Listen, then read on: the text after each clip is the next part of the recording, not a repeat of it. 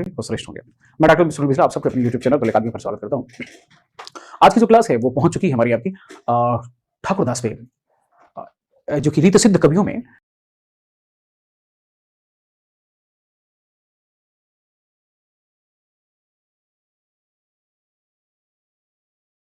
एक महत्वपूर्ण कवि थे। ठाकुरदास तीन तीन नाम के मिलते हैं, ठाकुर ठाकुर ठाकुर कवि, ठाकुर कवि, ठाकुर तीन मिलते हैं। रामचंद्र शुक्ला ने इस बात को बताया है। एक असली वाले, एक असनी वाले, एक बुंदेलखंडी ठाकुर, तीन थे। असली वाले, असली, असनी और बुंदेलखंडी, तीन ठाकुर थे। तो हम आप जिसका अध्ययन करने चल रहे हैं वो जो थे वो बुंदेलखंडी ठाकुर थे। आज हम लोग जो पढ़ेंगे उन्हीं के संदर्भ में पढ़ेंगे। रामचंद्र शुक्ला ने इनके संदर्भ में कहा है। तो चलिए आज जो क्लास हमारी शुरू होती है और हेडिंग डालिएगा ठाकुरदास। ठाकुरदास कायस्थ, जिसे ठाकुरदास या ठाकुर कहते हैं। इनको केवल एक हेडिंग डाल लीजिए, ऐसे क्या डालेंगे, ठाकुर। इन्हीं के विषय में हमें आपको जानना है। अभी मैंने बताया कि शुक्ल जी ने हिंदी में तीन ठाकुर का उल्लेख किया है, यानी ठाकुर कवि का उल्लेख किया है। किसके, किन किन भी? एक को इन्होंने कहा कि असली वाले प्राचीन ठाकुर, गजब गजब नाम भी था, धन्य है शुक्ला जी। नंबर 2 कहते हैं अगला असनी वाले दूसरे ठाकुर, गजब की पहचान है इन सबकी। और तीसरा इन्होंने कहा है ठाकुर बुंदेली। क्या कहा है? ठाकुर बुंदेल या बुंदेलखंडी कर लेते इसका, बुंदेलखंडी, ठाकुर बुंदेलखंडी। तो ये तीन ठाकुर नाम के व्यक्ति मिलते हैं। अब रीत मुक्त काव्य धारा में ध्यान दीजिएगा, रीत मुक्त काव्य धारा में आप जानते हैं तो केवल एक ही ठाकुर आता है और एक ही ठाकुर कवि आते हैं जिनका नाम जो बुंदेलखंडी ठाकुर थे। याद रखिएगा इनका वैसे मूल नाम अगर हम देखें, कभी पूछ लिया आपसे भाई इनका मूल नाम क्या था, तो आप बता सकते हैं कि इनका मूल नाम था लाला ठाकुरदास। लाला ठाकुरदास। मित्रों, लाला ठाकुरदास को अगर हम देखें तो ये जयपुर नरेश राजा केसरी सिंह तथा उनके पुत्र राजा पारीक्षत के आश्रय में रहे हैं। अगर हम इनके पिता की बात करें, इनके पिता का नाम गुलाब राय था। क्या था? गुलाब राय था। ठाकुर के एक पुत्र का भी नाम मिलता है, एक पुत्र था जिसका नाम मिलता है दरियाव सिंह। क्या मिलता है? दरियाव सिंह चातुर। दरियाव सिंह चातुर किसका पुत्र था? ठाकुर का। पिता कौन थे भाई? गुलाब राय। तो ये चीजें हम आप जान चुके हैं। इनके ग्रंथ दो ही मिलते हैं मित्र, एक ठाकुर ठसक और दूसरा ठाकुर शतक। महत्वपूर्ण चीजें हैं, ये दो ग्रंथ मिलते हैं। अब आपसे क्या पूछा जा सकता है? असली वाले प्राचीन ठाकुर, असली वाले दूसरे ठाकुर और ठाकुर बुंदेलखंडी। तो रीत मुक्त काव्य धारा से किस ठाकुर का संबंध है? तो आप बताएंगे ठाकुर बुंदेलखंडी। इनका मूल नाम क्या था? तो आप बताएंगे लाला ठाकुर दास। इनके पिता का नाम क्या था? तो बताएंगे गुलाब राय। इनके पुत्र का नाम क्या था? तो आप बताएंगे दरियाव सिंह चातुर। आप बताएंगे, पूछ सकता है कि आपके इनके दोनों रचनाओं का नाम बताएं, तो ठाकुर ठसक और ठाकुर शतक। यहां तक आप समझ चुके हैं। आश्रयदाता का नाम पूछ सकता है, इनके आश्रयदाता कौन थे? तो केसरी सिंह तथा उनके पुत्र राजा पारीक्षित इनके क्या थे? आश्रयदाता थे। चलिए बढ़ते हैं थोड़ा सा और आगे। देखें ठाकुर के समस्त या ठाकुर की समस्त रचनाओं को संग्रहित ठाकुर ठसक शीर्षक से लाला भगवान दीन ने किया था या किया है या किया, छोड़ दें बस यहां तक। मित्रों, इनके बारे में एक कथन मिलता है शुक्ल जी का, बहुत इंपॉर्टेंट, यहीं से प्रश्न पूछ लेता है। क्या है? ये लिखते हैं कि ठाकुर बहुत ही सच्ची उमंग के कवि हैं। इनमें कृत्रिमता का लेस नहीं, न तो कहीं व्यर्थ का शब्द भंडार है, न कल्पना की झूठी उड़ान, और न विरुद्ध भावों का उत्कर्ष है। जैसे भावों को जिस ढंग से मनुष्य मात्र अनुभव करते हैं, वैसे भावों को उसी ढंग से यह कवि अपनी स्वाभाविक भाषा में उतार देता है।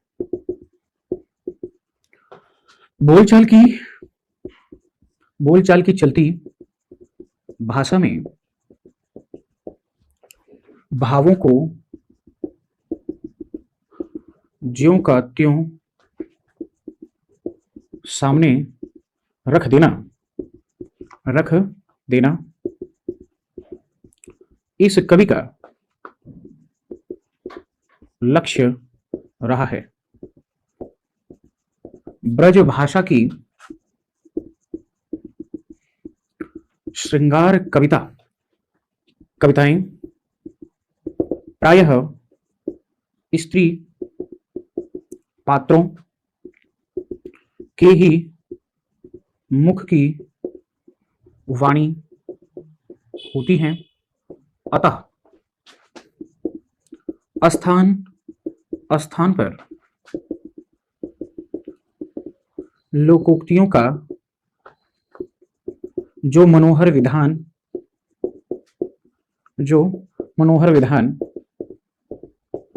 इस कवि ने किया उनसे उक्तियों में और स्वाभाविकता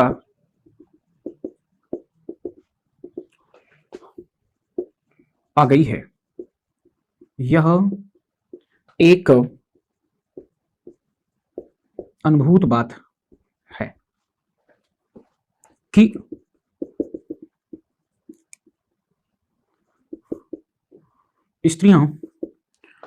है कि स्त्रियां बात में कहा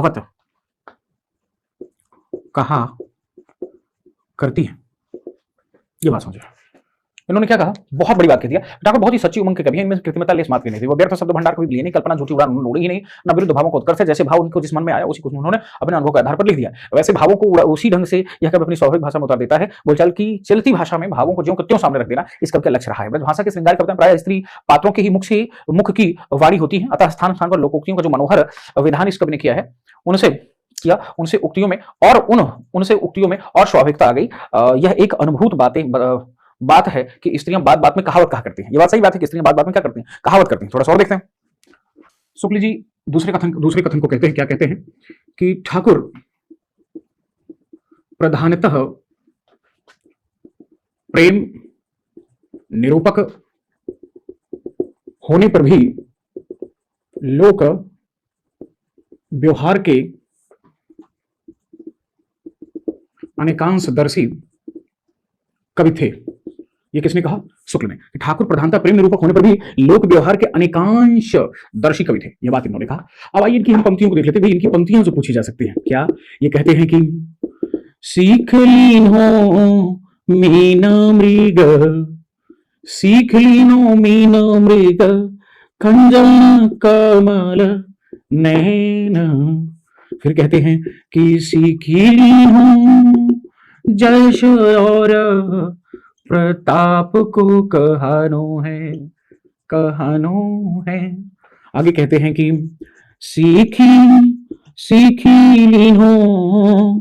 सीखी लीनो कल्प वृक्ष, सीख लीनो कल्प वृक्ष कामधेनु चिंतामणि, कामधेनु चिंतामणि सीख लीनो मेरु और कुबेर गिरी अनु है। सीख लीनो मीन मृग खंजन कमल नयन सीख लीनो जैसे और प्रताप को कहानो है। सीख लीनो कल्प वृक्ष कामधेनु चिंतामणि सीख लीनो मेरु और कुबेर गिरी आनो है। यह बात तो किसने कहा था? ठाकुर ने कहा था। तो थोड़ा सा और बढ़ते हैं, लिखते हैं कि सखी कारी घटा बरसे बरसाने पे गोरी घटानंद गांव पैरी। अलग से सेवक सिपाही उन राजपूतन को दान युद्ध जूरीवे में नेकुजिन मूरके। सेवक सिपाही उन राजपूतन को दान युद्ध जूरीवे में नेकुन मूरके। यह बात इन्होंने किसको कहा था? हिम्मत बहादुर को कट वचन कहने पर जब इन्होंने कट वचन ठाकुर को बोला तो उस कट वचन पर इन्होंने उत्तर दिया कि सेवक सिपाही उन राजपूतन को दान युद्ध जूरबे में नेक जो न मूर्खे। मैं ऐसे सेवक सिपाही हूं जो भी भूला नहीं हूं। चिंता मत करिएगा, आराम से बैठे रहिए। देखिए कुछ और एक पंक्तियां देख लेते हैं। कहते हैं कि पिय प्यार करे जही पै सजनी, पिय प्यार करे जे पै सजनी। वैसे जही होता है तो यहां जही लिख ले, जही पियो प्यार करें जही पै सजनी तेही की सब भांति न सैयत है। आगे कहते हैं कि मन मान करो तो परो भ्रम में, मन मान करे तो परे भ्रम में, फिर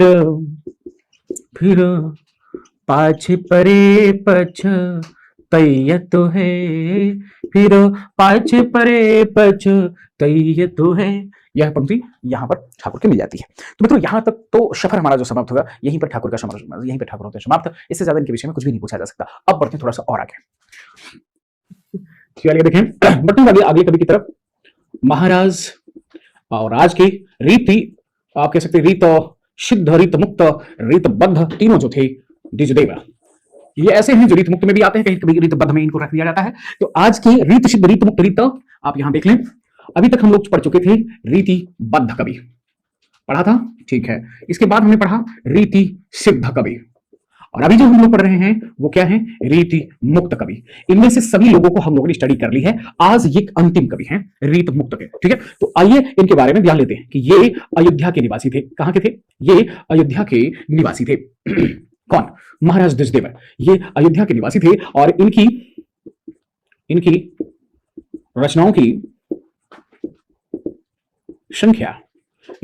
संख्या 2 है। कौन कौन से? जी हाँ, एक है इनकी श्रृंगार लतिका। क्या है? श्रृंगार लतिका। और इनकी दूसरी रचना है श्रृंगार बत्तीसी। श्रृंगार बत्तीसी। ये वैसे देखा जाए ना तो पद्माकर व मतिराम की परंपरा के कवि हैं। यानी ये कैसे कवि हैं? जो पद्माकर और मतिराम की परंपरा को निर्वाहित करते हैं। शुक्ल जी ने इसीलिए तो बड़े साफ शब्दों में कह दिया, बड़े आसानी से कह दिया। शुक्ल ने क्या कहा? इन्होंने कहा कि जिस प्रकार, शुक्ल जी ने कहा कि जिस प्रकार लक्षण ग्रंथ लिखने वाले कवियों में पद्माकर अंतिम कवि हैं, उसी प्रकार समूची श्रृंगार परंपरा में इनकी सी सरस और भावमयी श्रृंगारिक कविता फिर दुर्लभ हो गई। ये बहुत इंपॉर्टेंट है, ये याद रखिएगा, क्योंकि एक पंक्ति पूछी जाती है, बस वही पंक्ति जान लीजिए। ये हो गए समाप्त। क्या? घहरी घहरी घहरी घहरी घन सघन, घहरी घहरी घन सघन चहुधा चौधा घेरी। फिर क्या कहते हैं कि छहरी छहरी छहरी छहरी विष बूंद बरसावे ना। क्या कहते, गहरी गहरी घन सघन चौदा गेरी, छहरी छहरी बीस बूंद बरसावे ना। आगे कहते हैं कि द्विज देव की सो अब, द्विज देव की सो अब, चूक मत दाव दाव एरे पालकी, पालकी नहीं, पात की पपीहा पपीहा, तू पिया की धुन गावे ना, पिया की धुन गावे ना। द्विज देव की सोव चूक मत दाव, अरे पातकी पपीहा तू पिया की धुन गावे ना। गहरी गहरी घन सघन चहुदा घेरी, छहरी छहरी बीस बूंद बरसावे ना, छहरी छहरी बूंद बरसावे ना। मित्रों, यहीं पर समाप्त हुई द्विजदेव, यहीं पर समाप्त हुआ आपका रीतिकाल, पूर्णतः समाप्त हुआ। अब रीतिकाल की प्रवृत्तियों को भी हम जानेंगे, लेकिन इस वीडियो के बाद आप सबका, इस वीडियो में ही बता देता हूं, वीडियो के बाद नहीं, चलिए इस वीडियो में ही हम रीतिकाल की प्रवृत्तियां बताते हैं। ठीक है,